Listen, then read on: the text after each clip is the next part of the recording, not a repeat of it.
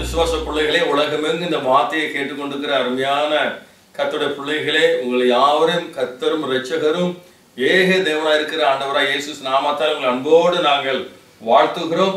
இந்த புதிய மாதம் மார்ச் மாதத்தை காண கர்த்தர் கிருபை செய்திருக்கிறார். இந்த புதிய மாதம் முழுவதும் உங்களுக்கு மிகுந்த மகிமையாக, சமாதானமாக, சந்தோஷமாக நீங்கள் எதிர்பார்க்கிற காரியங்களால் நிறைவேற்றி கொடுக்கிற ஒரு மாதமாக, ஒரு விடுதலை மாதமாக, அற்புதங்களை அடையாளம் பெற்றுக்கொள்கிற ஒரு மாதமாக, உங்கள் மன விருப்புகள் நிறைவேற்றப்படுகிற ஒரு மாதமாக இருக்க ஆண்டவராகிய இயேசு நாமத்தாலே உங்களை நாங்கள் வாழ்த்துகிறோம். இந்த புதிய மாதம் முழுவதும் கர்த்தருடைய கிருபை உங்களோடு இருக்கும்படியாக நாங்கள் ஜெபிக்க போகிறோம். கடந்த மாதம் முழுவதும் கண்ணின் மணியை போல உங்களை பாதுகாத்து இருக்கிறார். ஆண்டவர் செய்த நன்மைகளுக்காக நீங்கள் அவரை துதிக்க மறந்து விடாதீங்க. பிரச்சனையே நீங்க பார்க்காதீங்க. நீங்கள் பிரச்சனையே பார்த்து இருந்தால் ஆண்டவர் செய்த நன்மையில மறந்து விடுவீங்க. எப்போதுமே கர்த்தர் இடைப்படுகிற ஒரு காரியம், நீ பிரச்சனை மட்டுமே நோக்கி பார்க்காமல் கடந்த நாட்களிலே உனக்கு நான் செய்திருக்கிற எல்லா நன்மைகளையும் நினைத்து உபகாரத்தை நீ துதித்து கொண்டிருக்கும் பொழுதுதான் உனக்கு நான் புதிய காரியங்களை செய்வேன் என்று கர்த்தர் சொல்லி இருக்கிறார். ஆதலால் கர்த்தர் செய்த உபகாரங்களை நினைத்து நினைத்து அவரை துதிக்க மட்டும் மறந்து விடாதிருப்பீர்களாக. இந்த புதிய மாதம் உங்களுக்கு மிகுந்த மகிமையா இருக்க, சமாதானமா இருக்க, சந்தோஷமாக இருக்க நிச்சயமாக ஆண்டவராய் இயேசு கிறிஸ்து உங்களுக்கு உதவி செய்வார். உங்களுக்காக நாங்கள் இரண்டு பேரும் நானும் சகோதரியுமாக இணைந்து இந்த புதிய மாதத்தின் ஆசீர்வாதத்துக்காக உங்களுக்காக நாங்கள் ஜெபிக்க போகிறோம். அதற்கு முன்பாக ஆண்டவர் கொடுத்த வாக்கு தத்தம், இந்த புதிய மாதத்திலே கற்றுக் கொடுத்த வாக்கு தத்தம் லூக்கா 1ஆம் அதிகாரம் 37ஆம் வசனம்.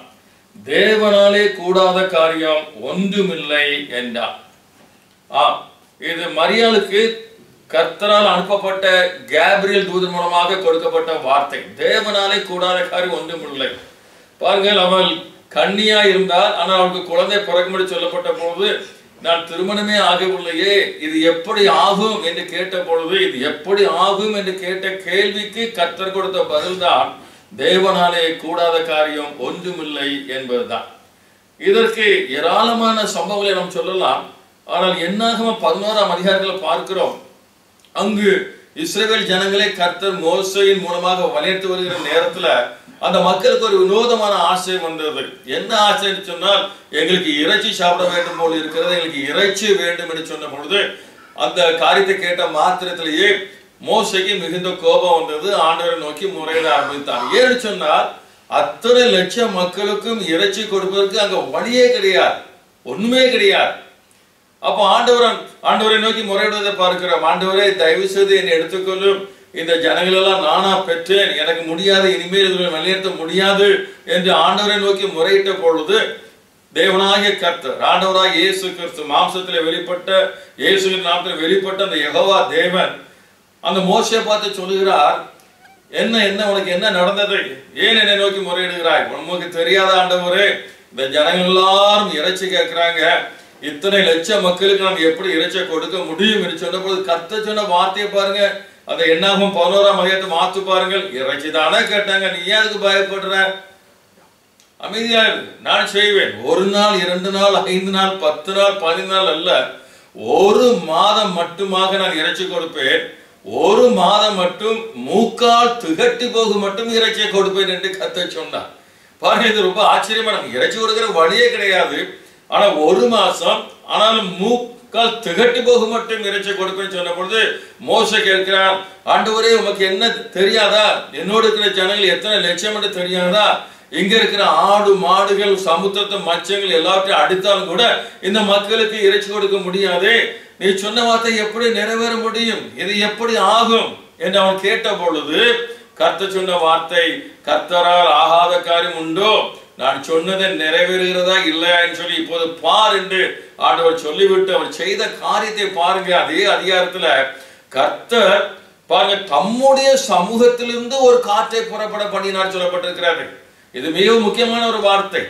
அந்த காற்று பூமியில தெற்கிருந்தோ மேற்கிருந்தோ வடக்கே இருந்தோ கிழக்கே இருந்து புறப்படவில்லை, அவரிடத்திலிருந்து புறப்பட்ட ஒரு காற்று. பாருங்கள், தம்முடைய பிள்ளைகளுக்காக ஒன்றுமில்லாத இடத்துல அற்புதம் செய்ய விரும்புகிற தேவன் இது எப்படி ஆகும் என்று கண்ணீரோடு கவலையோடு பிரச்சனை நினைத்து கலங்கி கொண்டிருக்கிற மக்களுக்காக கர்த்தர் செய்கிற அற்புதமான ஒரு காரியத்தை பாருங்க. அங்க ஒண்ணுமே இல்லை, இறைச்சை பெற்றுக்கொள்ள அவர் தம்முடைய சமுத்திரம் அவருக்கு ஒரு காற்றை புறப்பட பண்ணுகிறார். அந்த காற்று சமுத்திரத்தில் அடித்து அங்கே கோடிக்கணக்கான காடைகள், சொல்லப்போனா அங்க காடைகளுக்கு சந்தர்ப்பமே கிடையாது. அப்படியானால் அவர் இன்றைக்கும் சிருஷ்டிகராக இருக்கிறார். அன்றைக்கு அவர் தம்முடைய பிள்ளைகளுக்காக அத்தனை கோடிக்கணக்கான காடைகளும் அந்த நேரத்திலே அவரால் சிருஷ்டிக்கப்பட்ட காடைகளாக இருக்க வேண்டும். ஆமென். எத்தனை பேர் விசுவாசிக்கிறீங்க? இது உண்மை. பாத்தீங்களா? அப்ப இன்றைக்கும் அப்படிப்பட்ட அற்புதம் நமக்கு செய்கிற தேவனாய் இருக்கிறார்.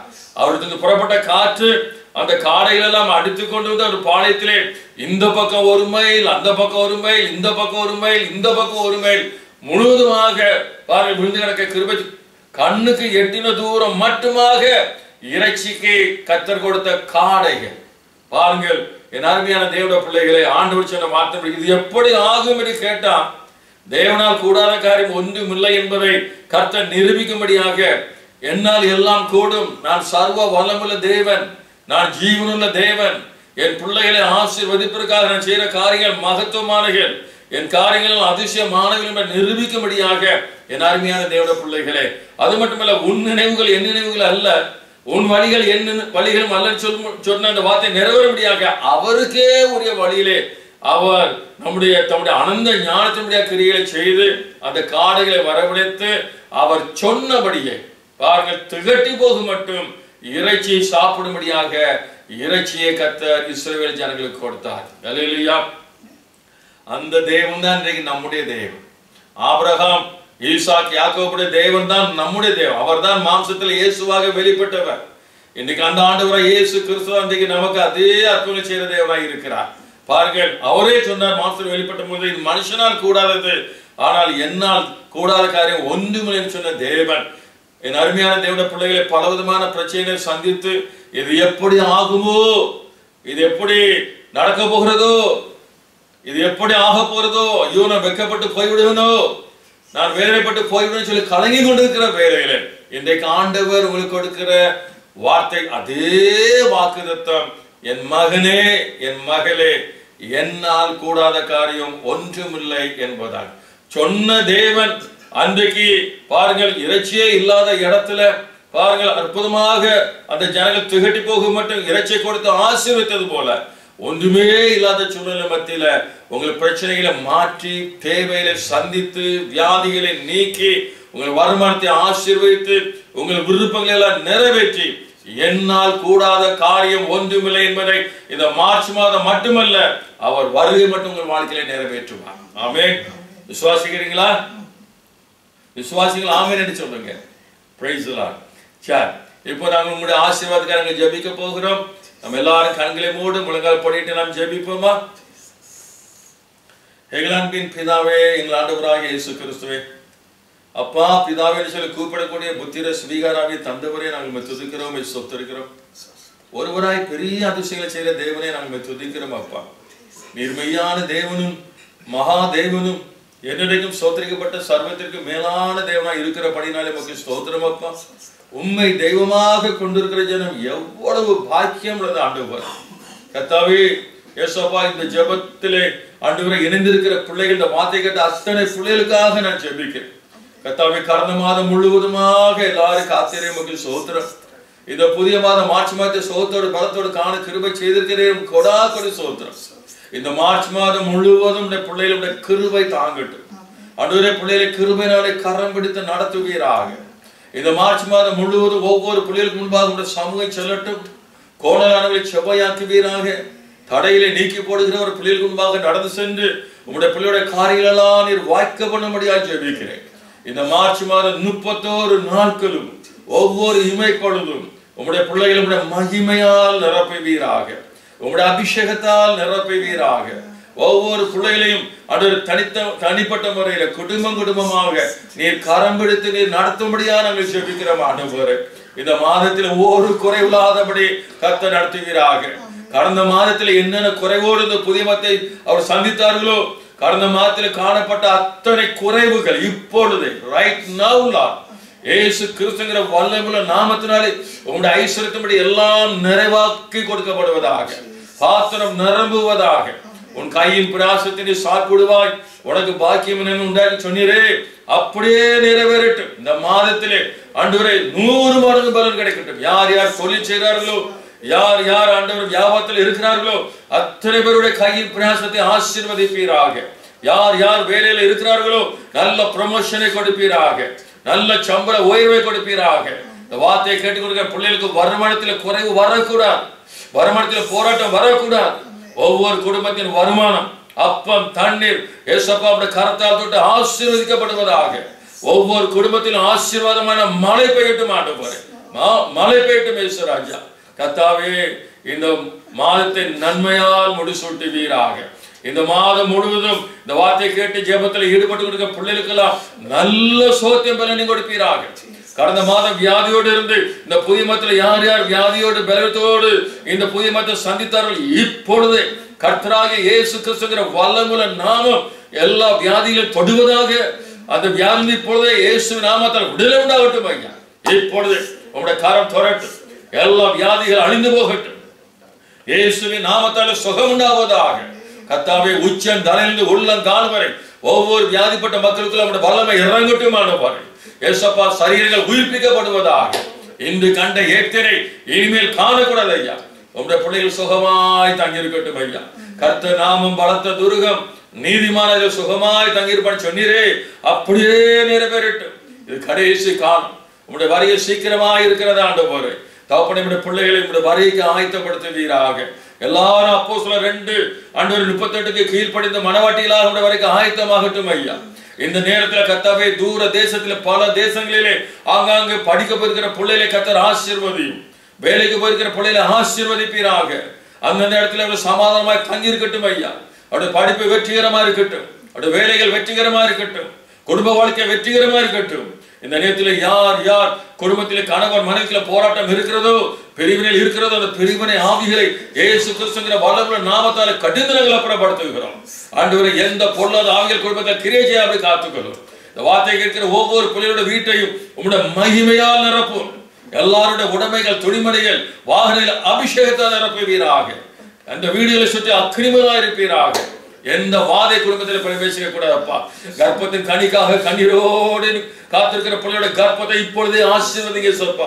உங்களுடைய வல்லமை கர்ப்பத்தில் இறங்கும்படியாக ஜெபிக்கிறோம். ஏற்ற துணைக்காக காத்திருக்கிற பிள்ளைகளுக்கு உலக தோற்றத்தின் முன்பாக ஆயத்தம் எடுக்கிற ஏற்ற துணைகளை கொடுக்கும்படியாக ஜெபிக்கிறோம். ஏற்ற வேலைக்காக காத்திருக்க பிள்ளைகளுக்கு நல்ல சம்பளத்தோட வேலையை கொடுக்கும்படியாக நாங்கள் ஜெபிக்கிறோம் ஐயா. வாலிப பிள்ளைகள் எந்த பாவத்திலும் விழாதபடி காத்துக்கொள்ளுங்க, சிறு பிள்ளைகளை காத்துக்கொள்ளுங்க. இந்த மாதத்திலே பரிசு போற ஒவ்வொரு பிள்ளைகளுக்காக ஜெபிக்கிறோம் ஐயா. கர்த்தருடைய கிருபை தாங்குவதாக. பரிசு பிள்ளையோட கரங்களை நீர் பிடித்துக் கொள்ளும் ஆண்டவரே. பெரிய வெற்றியை கொடுப்பீராக. இன்னும் என்னென்ன காரியங்களுக்காக ஜெபிக்க தவறினவோ கர்த்தர் நீர் அறிந்திருக்கிறீர். இந்த பிள்ளைகள் என்னென்ன காரியங்களுக்காக உங்களை நோக்கி பார்க்கிறார்களோ அந்த காரியங்கள் எல்லாம் நிறைவேற்றி தரும்படியாக நாங்கள் ஜெபிக்கிறோம் ஐயா. இப்பொழுது இந்த ஜெபத்திலே ஆண்டவரை இணைந்து முழங்கப்படி ஜெபிக்கிற அத்தனை பிள்ளைகளையும் உங்களுடைய கரம் தொட்டு ஆசீர்வதியும், உங்களுடைய பரிசுத்தமான கரம் தொட்டு ஆசீர்வதிப்பீராக. கர்த்தாவே, உங்களுடைய நாமம் மகிமைப்படட்டும் ஐயா. உங்களுடைய அன்பின் கரத்தில் இந்த பிள்ளைகளெல்லாம் ஒப்பு கொடுக்கிறேன். இந்த மாதத்தில் பிள்ளைகளெல்லாம் சாட்சிகளாக ஏற்பட்டும் ஆசீர்வாதம். எங்கள் ஜெபத்தை கேட்டக்கா ஸ்தோத்திரம். ஒவ்வொருடைய வாழ்க்கையில் அற்புதம் செய்தக்கா ஸ்தோத்திரம். இந்த மார்ச் மாதம் முழுவதும் மகிமையில் நிரம்புவதற்கா ஸ்தோத்திரம். நீ சொன்ன வார்த்தையின்படியாக ஆண்டவரே, என்னால் கூடாத காரியம் ஒன்றுமில்லை என்று நிரூபித்து காட்டி உம்முடைய பிள்ளைகளை சாட்சிகளாய் நிறுத்துகிற தயவுக்காய் ஸ்தோத்திரம், ஸ்தோத்திரம், ஸ்தோத்திரம். எல்லா துதி, கனம், மகிமை யாவும் கர்த்தராகிய இயேசு கிறிஸ்துவாகிய உமக்கே செலுத்துகிறோம். இயேசு கிறிஸ்து என்கிற உம்முடைய பரிசுத்த விலையேற பெற்ற நாமத்தில் இவளை கேட்கிறோம் பிதாவே, ஆமென். என் ஆத்துமாவே கர்த்தரை ஸ்தோத்திரி, என் முழுமையோட பரிசுத்த நாமத்தை ஸ்தோத்திரி. என் ஆத்துமாவே கர்த்தரை ஸ்தோத்திரி, கர்த்தர் செய்த சகல வரங்களை மறவாதே. கர்த்தர் உங்களை ஆசீர்வதித்து உங்களை காக்க கடவர். கர்த்தர் தம்முடைய முகத்தை உங்கள் மேல் பிரகாசிக்க பண்ணி உங்கள் மேல் கிருபையா இருக்க கடவர். கர்த்தர் தம்முடைய முகத்தை உங்கள் மேல் பிரசன்னமாக்கி உங்களுக்கு சமாதானம் கட்டளையிடுவாராக. ஆமென், ஆமென். Praise the Lord.